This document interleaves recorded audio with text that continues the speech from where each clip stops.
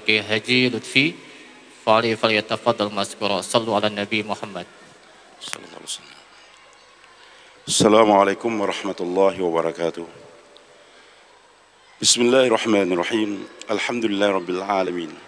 Wassalatu wassalamu ala asyrafil anbiya wal mursalin. Sayyidina wa maulana Muhammadin wa ala alihi wa ashabihi ajma'in. Amma ba'd. Fa'udzu billahi minasyaitonir rajim. Bismillahirrahmanirrahim. Wa dzakkir fa inna dzikra tanfa'ul mu'minin. Wa ma khalaqtul jinna wal insa illa liya'budun. Ma uridu minhum min rizqin wa ma uridu yat'imun. Innallaha huwar razzaq dzul quwwatil matin. Wa yaqulu azza wa jalla fi buyutin adlan turfa'a wa yudhkara fiha ismuhu yusabbihu lahu fiha bil ghudwi wal asal rijalun la tulhim tijaratun wala bai'un an dzikri wa iqamis salati wa ita'iz zakah yakhafuna yawman tataqallabu fil qulub wal absar liyajziyahum ahsana ma 'amilu wa yazidahum min fadli wallahu yarzuqu man yasha bighairi hisab. Wa yaqulu aidan wa man yuhajir fi sabilillahi yajid fil muraghaman katsiran was'a. Wa yaqulu Rasulullah sallallahu alaihi wasallam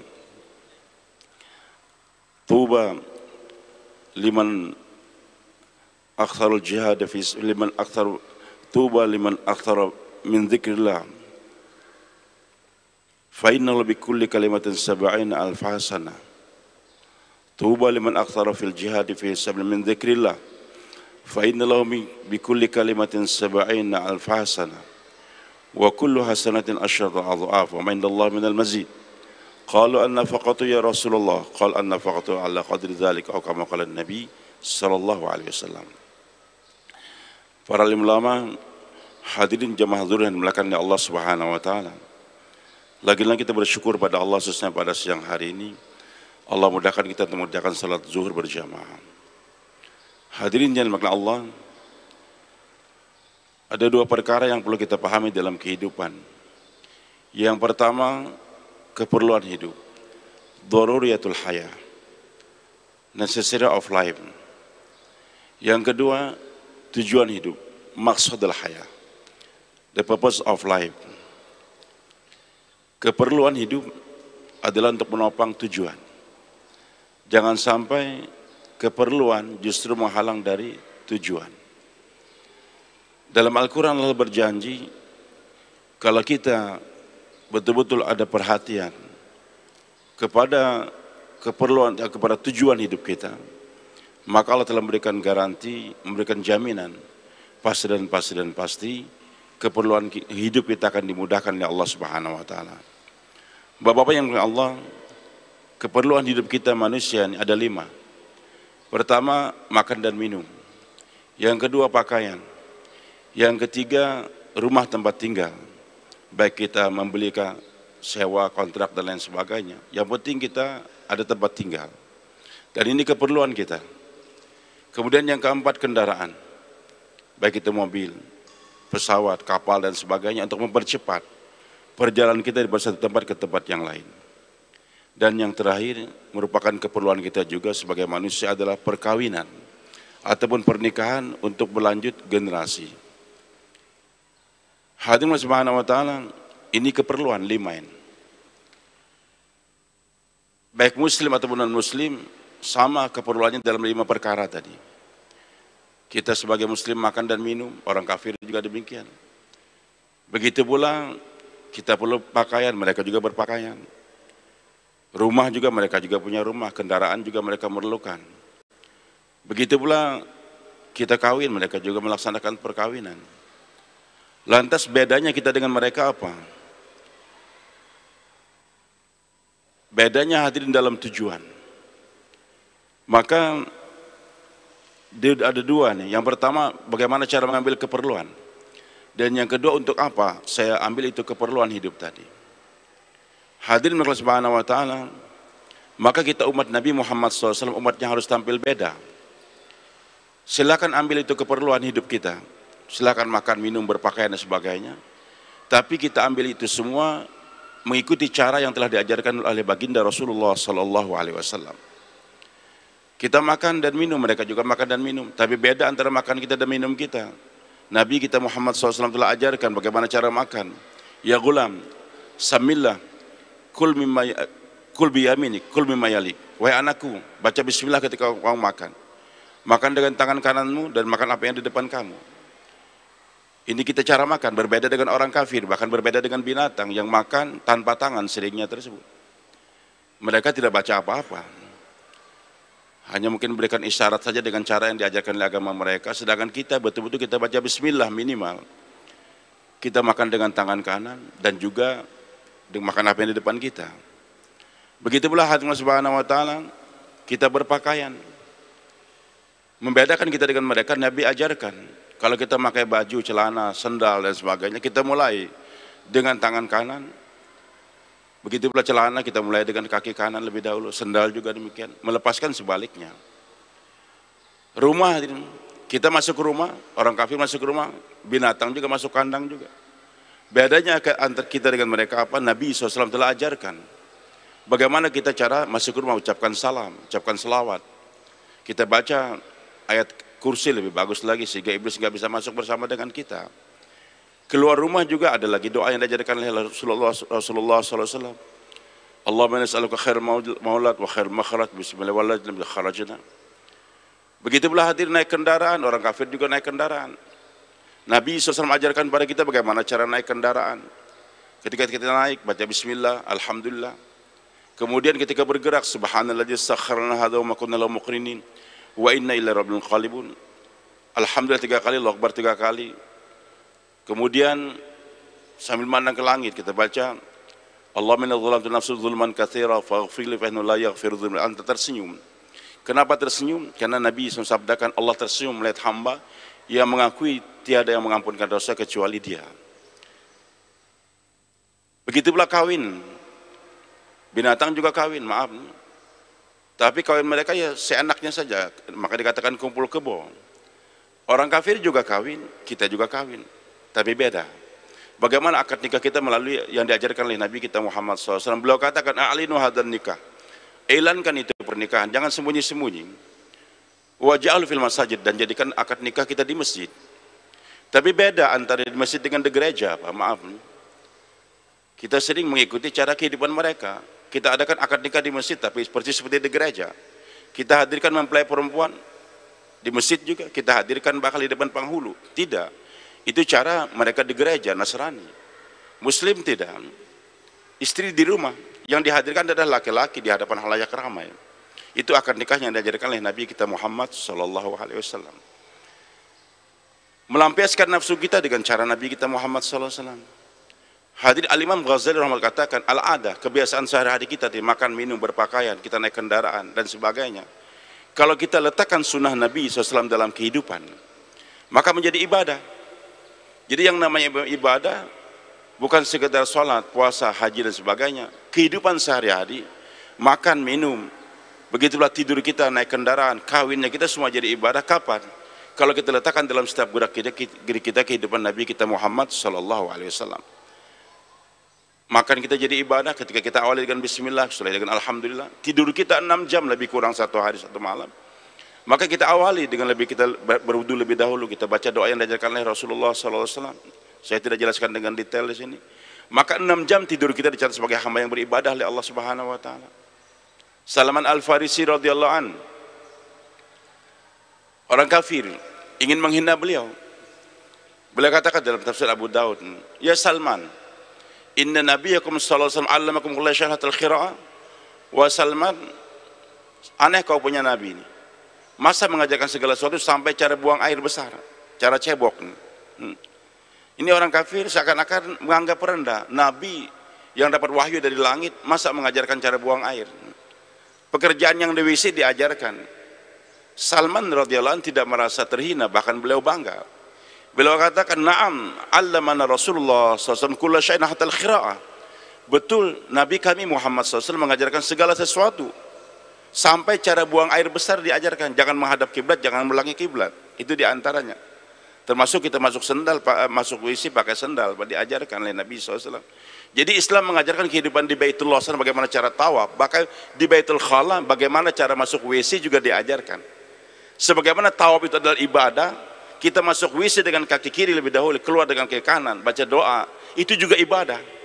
Jadi nggak terbuang waktu kita dalam WC seperempat jam itu nggak terbuang. Ketika kita masuk WC dengan cara Rasulullah SAW, maka menjadi hamba yang beribadah. Jadi 24 jam hidup kita beribadah kapan? Kalau kita letakkan kehidupan Nabi kita Muhammad SAW. Hadirin yang dimuliakan oleh Allah Subhanahu Wa Taala. Ini yang pertama. Kemudian yang kedua, bedanya kita dengan orang kafir atau dengan binatang. Untuk apa saya makan? Untuk apa saya minum? Untuk apa saya berpakaian? Untuk apa saya punya rumah? Untuk apa saya punya kendaraan? Untuk apa saya kawin? Maka Allah jelaskan dalam Al-Quran dengan detail, enggak lepas daripada 3 tujuan hidup kita. Yang pertama, wa ma khalaqtul jinna wal insa illa liya'budun. Allah ciptakan kita ini adalah untuk beribadah kepada Allah Subhanahu Wa Taala. Jadi tujuan saya makan dan minum adalah untuk beribadah. Kalau sekedar makan dan minum cuma menggemukkan badan saja, apa bedanya kita dengan binatang? Maka Allah katakan dalam Al-Quran, kulu minat thayyibat wa amal solehan. Makan yang baik-baik, setelah itu beramal solehlah. Jadi setelah tujuan saya makan ini supaya ada kekuatan untuk beribadah kepada Allah. Berpakaian, untuk apa saya berpakaian ini?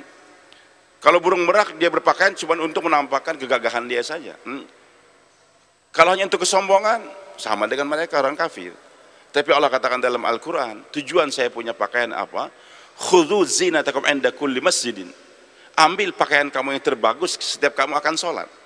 Jadi tujuan saya berpakaian ini adalah untuk beribadah kepada Allah Subhanahu Wa Taala. Begitu pula hadirin yang dimuliakan Allah, untuk apa saya masuk rumah?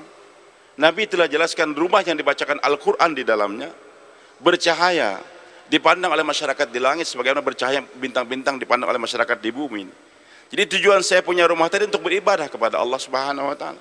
Bagaimana rumah kita gunakan untuk membaca Al-Quran, untuk melaksanakan hukum Allah Subhanahu Wa Taala. Saya punya kendaraan untuk apa? Juga untuk beribadah. Setelah selesai Ka'bah direhab oleh Nabi Ibrahim alaihissalam, Allah katakan, adzin finnas bil hajj. Wa Ibrahim panggil manusia untuk pergi haji. Datang ke Mekah nih. Ya'tuka rijalan wa ala kulli dhamirin. Nanti mereka akan datang dengan jalan kaki atau naik kendaraan onta yang kecil dari pojok desa yang kecil. Silakan punya onta. Waktu itu kendaraan yang terkenal di zaman Nabi adalah onta. Sekarang kita punya sepeda motor, mobil, silakan. Tapi untuk apa? Untuk pergi haji, untuk beribadah. Nah, kemudian hadirin Allah, termasuk saya kawin ini untuk apa? Pernikahan kita ini bukan sekedar untuk melahirkan anak, bukan sekedar untuk pelampiasan nafsu, tidak. Tapi Nabi SAW telah jelaskan, rahimallahu mra'an qama min al-fasalla wa iqadha ahlahu fa in abat nadha fi wajhi al-ma wa rahimallahu mra'atan qamat min al-fasallat wa iqadha ahlaha fa in aba nadha fi wajhi al-ma. Allah akan melimpahkan rahmatnya kepada seorang suami yang bangun malam hari, kemudian dia sholat tahajud, dan dia bangunkan istrinya. Kalau enggak dia percikan air ke muka istrinya. Begitu pula sebaliknya. Di tujuan saya kawin ini bagaimana untuk mendapatkan rahmat Allah melalui dengan saya bangunkan istri saya. Kalau dia enggak bangun, dia bercanda, kita percikan air hadir. Dulu kami pernah ke Jepang nih, keliling 45 hari ke pabrik Yamaha, Toyota, Suzuki dan sebagainya. Kita jumpai saudara-saudara muslim kita yang kerja di Jepang lebih kurang 100.000, Pak. Sering terlalaikan sholat mereka, gaji cukup besar 20 juta sampai 30 juta. Tapi alhamdulillah dengan kunjungan yang terus-menerus kita laksanakan dari Indonesia ini, rombongan kita datang bermalam di pabrik Yamaha, Toyota, Suzuki, Enki dan sebagainya. Alhamdulillah sekarang suasana sholat berjamaah sudah mulai hidup di sana. Pulang dari perjalanan, terakhir kami masuk ke mall di Jepang yang harganya semua seharga serba 100 yen, lebih kurang 8.000 rupiah. Macam-macam benda-benda. Teman milih macam-macam kebendaan, tadi beli sisik macam-macam, saya beli pistol plastik. Teman-teman yang bertanya, Ustadz buat apa beli pistol plastik? Saya bilang untuk nembak istri saya. Jadi malam hari kalau saya bangun tahajud lebih dahulu, istri saya terlambat, saya tembak dia. Tapi kenyataannya lebih banyak istri saya yang nembak saya daripada saya. Yang penting hadirin, tujuan saya menikah tidak untuk saling membangunkan. Nah, bagaimana rahmat Allah akan datang kalau kita nggak punya istri, Pak? Maaf nih. Bangun malam hari, nggak punya istri, bangunkan guling, percikan air dengan bantal guling atau kucing, apa mendapatkan rahmat Allah? Tidak. Jadi tujuan saya menikah tadi bukan pelampiasan nafsu, bagaimana justru saya manfaatkan istri untuk mendekatkan diri pada Allah Subhanahu Wa Taala. Dan pernikahan merupakan sunnah Nabi kita Muhammad SAW. Walaupun dalam hadis yang dhaif dikatakan hadirin bahwasanya 2 rakaat salat orang yang sudah kawin lebih afdal daripada 70 rakaat yang belum kawin. Jadi hadirin Allah nggak lepas daripada keperluan yang 5 tadi untuk menopang saya beribadah. Yang kedua, Allah jadikan kita sebagai manusia, Allah ilankan di hadapan majlis para malaikat, wa qala rabbuka lil malaikati inni ja'ilun fil ardi khalifah. Jadi Allah ciptakan kita sebagai khalifatullah permukaan dunia ini. Sebagai hamba kita mengabdikan diri pada Allah, salat, puasa dan sebagainya. Sebagai khalifah, apa itu khalifah? Kemarin Al-Habib Umar bin Hafiz Damat Barakatuh menjelaskan beberapa kali dalam pertemuan baik di Semarang juga di Solo hati ini. Khalifah bukan berarti harus menjadi penguasa, tidak. Khalifatullah adalah manusia yang senantiasa melaksanakan hukum-hukum Allah Subhanahu wa taala dan berbuat baik kepada sesama hamba Allah Subhanahu wa taala. Kita ini dutanya Allah, Pak. Enggak harus kita itu jadi khalifah, harus menjadi penguasa. Nabi Adam ketika dilantik menjadi khalifah oleh Allah sendirian waktu itu, tentara enggak punya, polisi enggak punya, istri aja belum punya, tapi Allah sudah jadikan khalifah. Nabi kita Muhammad SAW ketika di Mekah dijadikan Nabi oleh Allah, kekuasaan di tangan Abu Jahal, Abu Lahab, tapi sejak itu kekhalifahan di tangan Nabi kita Muhammad SAW, karena beliau berpegang teguh kepada hukum Allah Subhanahu wa taala. Termasuk dalam maksud khalifah, kita ini dutanya Allah, Pak, ambassadornya Allah. Nabi SAW telah sabdakan arahan kepada kita sebagai khalifatullah, takhallaqu bi akhlaqillah. Wahai umatku, berakhlaklah kamu sebagaimana akhlaknya Allah. Ajib, Pak. Kita ini hamba, manusia. Allah itu Rabb di kita.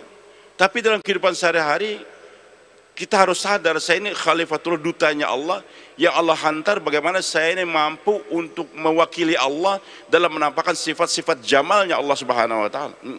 Dutanya Allah kita nih, Allah Ar-Rahman Ar-Rahim. Maka dalam kehidupan sehari-hari Nabi katakan irhamu man fil ardi yarhamkum man fis sama. Kasihani yang orang yang di bumi, maka yang di langit akan mencintai kamu. Begitu pula Allah Subhanahu wa taala Ar-Razzaq, Al-Mut'im. Allah memberi rezeki, memberi makan. Allah enggak makan, Pak, enggak minta makan, tapi memberi makan. Maka sebagai Khalifatul Razzaq, kesukaan untuk memberi makan lebih kita tanamkan daripada suka makan. Maaf, yang suka makan itu adalah binatang, yang suka memberi makan itu adalah namanya khalifah. Bahkan hadir pujian kepada sahabat yang Allah berikan kepada dalam Al-Quran yang tidak dimiliki oleh umat yang lain, Pak. Bagaimana kehebatan sifatnya para sahabat radhiyallahu anhum. Allah katakan dalam Al-Quran ini, wa yut'imuna at-ta'ama ala hubbihi miskinan wa yatiman wa asira. Jadi para sahabat ini memberikan makan, siapa yang ala hubbi, memberi makan kepada orang dengan rasa cinta kepada Allah. Siapa yang dikasih makan? Miskinan, orang miskin biasa, kita juga ngasih makan orang miskin. Wa yatiman, anak yatim kita kasih makan. Yang luar biasa, para sahabat ini punya sifat wa asiran, orang kafir pun mereka kasih makan juga, Pak. Tawanan-tawanan perang dahulu enggak diletakkan di penjara. Memang enggak ada penjara di zaman Nabi SAW. Di Madinah enggak ada penjara saja, karena banyaknya tawanan. Nabi pinjam rumah wanita tua di dekat Masjid Nabawi. Beliau pinjam untuk menampung tawanan-tawanan perang. Hari-hari biasanya tawanan perang, dan memang enggak banyak, diikat di tiang-tiang Masjid Nabawi untuk melihat bagaimana Nabi sholat, bagaimana Nabi bermuasyarah, bermuamalah. Tapi nanti ketika tiba waktu makan, digelar suproh. Sahabat duduk bersama dengan musuh, tawanan perang orang kafir. Tangan sahabat mengambil korma, menyuapin itu musuh. Wa yut'imuna at-ta'ama ala hubbi miskinan wa yatiman wa asira. Orang kafir tawanan perang kasih makan. Itu musuh heran. Tangan yang tadinya pegang pedang untuk bunuh saya, sekarang itu tangan pegang korban untuk nyuapin saya. Terenyuh hati musuh, mengucapkan asyhadu an la ilaha illallah wa asyhadu anna Muhammadar Rasulullah. Hadirin Allah Subhanahu wa taala, inilah khalifah. Kesukaan memberi makan. Kalau binatang, maaf, suka makan. Maaf, kemarin salah seorang profesor dari Bandung berceramah di Jakarta. Beliau katakan manusia ini tanpa agama hidupnya persis seperti binatang, Pak. Binatang itu apa ciri khusus binatang? Makan. Ciri sebenarnya adalah makan. Makanya orang kafir yang suka makan saja Allah katakan sama dengan binatang. Ya tamatta'un wa yakulun kama ta'kul an'am. Mereka mencari kenikmatan dan makan seperti makannya binatang. Kalau manusia tanpa agama sukanya makan saja. Maaf hadirin, miskinkah dia, kayakah? Kalau enggak ada arahan agama, pikirnya makan. Beliau katakan orang miskin yang pekerjaannya enggak jelas, pikir makan juga. Cuman pikirnya besok makan atau kada nih. Kalau ada duit makan, kada duit kada makan kita. Baik. Yang gajinya tetap, tukang ojek kah, gajinya setiap hari 100.000 kada pendapatan, atau pegawai negeri 3 juta kah. Jadi pikirnya makan juga. Cuman pikirnya apa? Besok makan apa? Hari ini makan coto, besok makan soto, besok makan rawan lagi. Karena duitnya tetap bisa ngatur makanan. Yang gajinya lebih besar lagi, pikir makan juga. Cuman bedanya besok makan di mana? Ganti-ganti restoran. Duitnya banyak. Yang lebih hebat lagi, lebih tinggi lagi, besok makan siapa? Besok makan siapa? Kan harimau, singa, itu pikirnya memangsa orang terus. Tapi itu binatang, Pak. Tapi yang namanya khalifah, besok saya ngasih makan siapa? Yang dipikirkan besok siapa yang saya kasih makan. Hadirin yang dimuliakan Allah, Nabiullah Ibrahim alaihissalam minta agar orang kafir jangan dikasih makan. Biar apa namanya istilahnya, biar kapok supaya beriman. Dan doa beliau Allah jelaskan dalam Al-Quran ketika meletakkan putranya Ismail alaihissalam dengan Siti Hajar radhiyallahu anha, beliau mendoa, Rabbi ja'al hadza baladan aminan. Ya Allah, tolong jadikan lembah yang gersang ini jadi negeri yang aman. Warzuq alahu minats tsamarat. Berikan nanti kepada penduduknya buah-buahan saja. Pohonnya enggak usah, capek ngurusin kebun. Buah-buahannya saja. Maka di Mekah ini memang enggak ada pohon yang buah-buahan yang tumbuh, enggak ada, Pak. Tapi segala buah-buahan Allah bayangkan sedunia. Siapa yang dikasih makan nanti di kota Mekah ini khususnya dan di seluruh dunia ini, warzuq ahlahu minats tsamarati man amana min billahi wal akhir. Maksud doa Nabi Ibrahim agar yang dikasih makan nanti di bumi ini hanya orang beriman kepada Allah hari kemudian saja. Orang kafir jangan. Tapi Allah katakan qala wa man kafara. Hai Ibrahim, orang kafir pun saya kasih makan juga. Ya, jadi sudah ketentuan Allah, Allah kasih semua tersebut. Baik, hadirin yang dimuliakan Allah Subhanahu wa taala. Begitu Allah Al-Afu At-Tawwab Al-Ghafur. Maaf pemaaf, pengampun, penyayang. Maaf pengampun, pemberi taubat. Yang suka membalas dendam itu binatang, Pak. Yang suka memberi maaf itulah namanya khalifah. Maka untuk membedakan kita nih sebagai khalifah dengan binatang, Allah katakan, siapa itu orang bertakwa? Al-Kazimul Ghaib, menahan marah. Kucing nggak bisa nahan marah dia. Walaupun kita kasih makan 1 tahun sampai badannya gemuk, yang tadinya kita temukan di musim hujan ketabrak sama motor, mau mati dia, kita ambil, kita bawa ke rumah, kita hangatkan, kita uruti masnya, panggilkan dokter hewan lagi, kasih makan enak sampai 1 tahun, kita sayang tidur sama kita di ranjang nih, begitu sayangnya pada itu kucing yang kita lihat mau mati tadi. Ternyata itu kucing yang dikasih makan 1 tahun oleh bosnya nggak kada bersengaja, waktu tidur tadi tangannya tertampar kepala kucing tadi. Kira-kira kucing yang dikasih makan 1 tahun tadi, Pak, ketika tangan bos tadi hantam kepalanya kada sengaja, kira-kira apa yang dikerjakan oleh itu kucing? Langsung cakar dia kada ingat lagi yang jasa tuannya 1 tahun. Jadi kalau hadim Allah nggak mampu menahan marah setiap saat mau marah, itu kucing. Maka Allah katakan kamu jangan jadi kucing. Baik, onta bisa menahan marah, tapi nunggu kapan balas dendam. Onta kita pukul dia diam saja, tapi sekian bulan kemudian dia masih yang mukul saya, maka dia balas dendam. Allah katakan di Quran, kamu jangan jadi kucing, jangan jadi onta. Al-Kazimul Ghaib, menahan marah, wal afin, maafkan. Jangan balas dendam. Bahkan lebih hebat lagi, wallahu yuhibbul muhsinin, berbuat baik kepada orang berbuat jahat kepada kita. Ini khalifah, Pak. Kemudian yang terakhir, jadi tujuan tadi saya makan dan minum, bagaimana selain beribadah juga untuk berbuat baik kepada sesama. Saya makan dan minum supaya ada kekuatan. Nabi katakan orang beriman yang kuat, baik itu kuat badan atau kuat iman, lebih baik daripada orang beriman yang lemah. Wa fi kulli khairin, walaupun masing-masing punya kebaikan. Kita badan sehat, bisa nonton orang buta kan. Ada kekuatan, bisa ada orang mau berkelahi, kita bisa melerai dan sebagainya. Begitulah saya punya baju yang bagus ini untuk apa? Sayyidina Hasan radhiyallahu anhu, cucunya Rasulullah SAW, orangnya ganteng. Pakaiannya juga setiap hari ganti terus, Pak. Minyak wanginya juga khusus. Ketemu orang Yahudi, Hasan, ya ada apa? Betul kau punya kakek itu Rasul? Ya betul Rasulullah SAW. Betul apa yang beliau sabdakan? Ad-dunya sinul jannatul kafir. Dunia itu adalah penjara orang beriman dan surganya orang kafir. Ini hadis Muslim, hadis sahih. Kata Hasan, betul itu sabda kakekku Rasulullah SAW. Tapi buktinya mana? Saya sekarang miskin compang-camping, kamu kaya. Kata Sayyidina Hasan menjelaskan, wahai Yahudi, itu dilihat daripada kehidupan di akhirat. Kalau kau tahu apa yang Allah siapkan buat kamu di neraka, kamu seperti sekarang hidup orang di sorga saja. Kalau kau tahu apa yang Allah siapkan buat saya di sorga, saya ini di pakaian saya ini seperti orang penjara saja. Kemudian Sayyidina Hasan juga menjelaskan, kenapa beliau berpakaian bagus, supaya orang miskin tahu saya kaya. Sehingga orang miskin datang, beliau kasih. Memang orangnya dermawan betul. Kalau kita kan sudah sugih, sengaja sandal jepit, sengaja baju bertambah supaya jangan ketahuan orang sugih, jangan dimintain orang miskin. Jadi tujuan saya berpakaian ini bagaimana bisa berbuat baik kepada sama. Begitu pula punya rumah, untuk apa? Bisa kita kontak dan lain-lain. Dan untuk saya kawin juga untuk berbuat baik kepada sesama. Dan yang terakhir hadirin subhanahu wa ta'ala, umat Nabi Muhammad SAW, selain kita beribadah juga berbuat baik kepada sama-sama khalifah.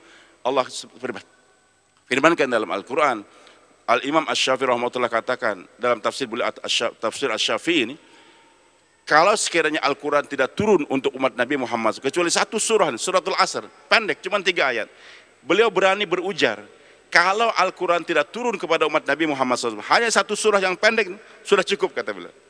Di mana dalam surah yang pendek cuma 3 ayat Allah jelaskan tujuan hidup umat Nabi Muhammad SAW selain beribadah, berbuat baik pada sesama, wal asr, demi masa.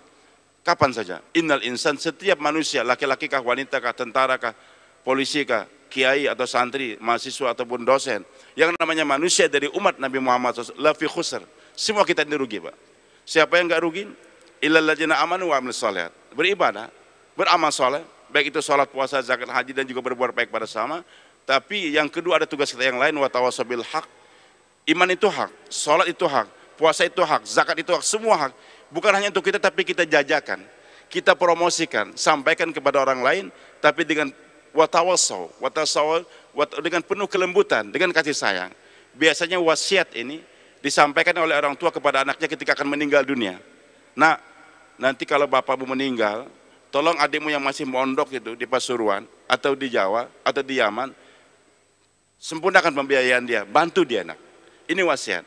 Nah, nanti kalau kau meninggal, tanah ayah yang ada di sana itu, yang lainnya silakan kau wariskan.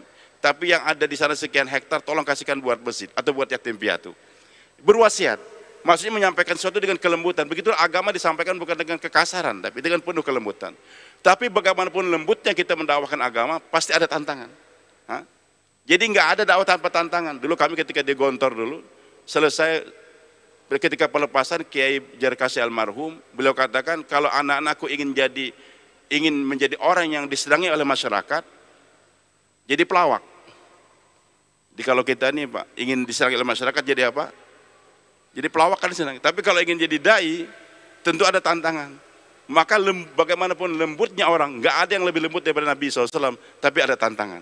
Menghadapi tantangan wa tawassaw bis sabr, tetap kita bersabar, jangan lari daripada perjuangan. Nah, hadirin subhanahu wa ta'ala, maka kalau tujuan hidup yang 3 ini, baik itu ibadah, khilafah, dan dakwah kita kerjakan, nanti keperluan hidup kita akan dimudahkan oleh Allah subhanahu wa ta'ala. Menutup daripada ceramah saya yang singkat ini hadirin, bukan singkat nih, sudah setengah jam nih Ustaz Ayat yang mengingatkan pada kita juga. Saya sekedar memberikan ilustrasi saja Pak. Kenapa teman-teman kita maaf, di Bosnia dibunuh, begitulah di Palestina dan sebagainya, bahkan sekarang naudzubillah min dzalik. Kita doakan agar teman-teman kita yang di Papua sana, yang meninggal dunia diampunkan dosanya oleh Allah, diangkatkan derajatnya, yang hartanya habis terbakar diampunkan oleh Allah. Tapi hendaklah kita paham Pak, kenapa semua tersebut terjadi? Karena kita lupa, kita lebih mengutamakan keperluan hidup daripada tujuan hidup. Saat azan berkumandang kita tidak kita hiraukan, sering kita abaikan. Begitu pula hadirin kita tidak mau berbagi kepada sesama. Maka saya katakan tadi sebagai ilustrasi saja nih Pak, kita beli sapi perah. Beli sapi perah ini, untuk apa kita beli sapi tadi? Karena untuk menghasilkan susu Pak. Kita pelihara, nanti kita buatkan kandang yang bagus, kasihkan rumput yang bagus, kasihkan macam-macam vitamin dan sebagainya, berikan suntikan juga. Tujuan semua tadi supaya itu sapi mengeluarkan susu. Nah, selama itu sapi pagi atau petang mengeluarkan susu, nanti yang mencarikan rumputnya siapa Pak? Tuannya. Yang membuatkan kandang atau rumah yang bagus, tanggung jawab siapa? Tuannya juga. Yang menyalakan api unggun di malam hari ketika kenyamukan ataupun banyak laron dan sebagainya, siapa? Tuannya. Anak kecil mau bermain-main dengan itu sapi yang bawakan pedang, siapa? Tuannya juga. Semua keperluan itu sapi, tanggung jawab tuannya. Kapan? Selama itu sapi bisa mengeluarkan susu. Suatu saat itu sapi ngambek Pak, meraju istilah bahasa Banjar kita nih. Kadang lagi keluar susunya tidak keluar. Dikasih macam-macam vitamin nggak keluar, maka diapakan? Diapa itu sapi? Kirim ke tukang jagal, disembelih, habis disembelih, dikulitin lagi, dicencang lagi, dibakar lagi, dikunyah lagi, dipres, terakhirnya dibuang di pembuangan yang terakhir sana Pak. Walillahil matsalul a'la. Kalau ini umat betul-betul tegar dengan tujuan hidup, salat berjamaah kita jaga Pak. Qiyamul lail juga kita berbuat pada sesama. maka segala keperluan hidup kita akan dimudahkan oleh Allah Subhanahu wa taala. Tapi ketika sekarang apa yang Nabi telah sabdakan betul, Allah Taala berfirman dalam hadis qudsi, "Inilah ahummu bi ahli al-ardi azaban." Aku ingin turunkan bencana ke bumi ini. Bencana, kebakaran, kebanjiran, tsunami dan sebagainya. Allah memang sudah rancang. Apa yang bisa mengantisipasi itu bencana semua? Ketika ini umat kembali kepada tujuan hidup. Faiza nadhartu ila umari buyuti wal mustaghfirin bil ashar wal mutahabina fiyya sarat al azab. Ketika aku melihat masih ada di bumi masyarakat yang rajin makmurkan masjid-masjidku. 5 kali sehari semalam masjidnya makmur, azan dikumandangkan, banyak yang berjamaah. Yang kedua, wal mustaghfirin bil ashar. Ada masyarakat yang bangun tahajud, qiyamul lail, kemudian menjelang subuh dia istighfar, menangis dan menangis. Salah satu kelebihan dari Al-Habib Umar bin Hafiz yang kami lihat, kami sering juga ke Hadramaut ke sana. Bahkan putra-putra kami belajar di sana. Masya Allah qiyamul lailnya bukan main bilang. Walaupun ceramah sampai jam 12 malam, masuk kamar sebentar tetap sholat dan sholat. Kebiasaan qiyamul lail ini perlu. Kemudian yang ketiga Allah katakan wal mutahabina fiyya. Ada masyarakat yang suka bersilaturahmi, membina cinta kasih semata-mata karena Allah. Maka kalau 3 komponen ini ada, yang makmurkan masjid banyak, yang sholat tahajud banyak, saling masyarakat mencintai silaturahmi satu sama lain, berbuat baik pada sama atau mengajak kepada Allah, janji Allah pasti saraftu anhum, aku palingkan itu azab. Enggak akan terjadi kebakaran di Samarinda ini, Pak. Enggak akan terjadi gempa di Samarinda ini, bahkan di Indonesia. Kalau yang 3 ini kita kerjakan. Mudah-mudahan hadirin kita bisa mengamalkan yang 3 ini. Bagaimana tadi saya katakan, ibadah kita perhatikan, yaitu sholat berjamaah, baik qiyamul lail kita kerjakan, dan tetap berbuat baik kepada sama Allah sebagai khalifah. Kemudian juga jangan puas dengan ibadah sendiri, tapi wa tawassaw bil haq wa tawassaw bis sabar. Insyaallah kita niatkan demikian.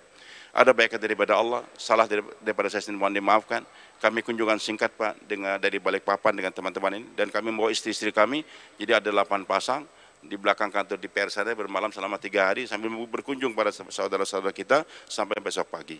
Mari kita sama-sama doa mudah-mudahan yang sakit disembuhkan oleh Allah Subhanahu wa taala, yang meninggal dunia diangkatkan derajatnya. Begitulah hutang-hutang kita dibayarkan oleh Allah, hajat kita terbangunnya pondok pesantren, masjid-masjid disempurnakan oleh Allah Subhanahu wa taala. Al-hadiniyah wa qalatus salihan. Al-Fatihah. A'udzu billahi minasyaitonir rajim. Bismillahirrahmanirrahim. Alhamdulillahirabbil alamin arrahmanir rahim. Iyyaka na'budu wa iyyaka nasta'in. Shiratal ladzina. Bismillahirrahmanirrahim. Alhamdulillahirabbil alamin hamdan yuwafi ni'amahu yukafi mazida. Ya Rabbana lakal hamdu kama yanbaghi li jalali wajhikal karim wa 'azimi sultanik. Allahumma shalli ala sayyidina Muhammadin salatan tunjina biha min jami'il wal afat wa taqdi lana biha jami'al hajat wa tutahhiruna biha min jami'is sayyi'ati wa tarfa'una biha 'indaka ala darajat wa tuballighuna maqsal ghayat min jami'il khairat fil hayat wa ba'dal mamat. Allahumma ighfir lana wa liwalidina wa li jami'il muslimin wal muslimat wal mu'minat al ahya minhum al amwat innaka sami'un qaribun mujibud da'wat.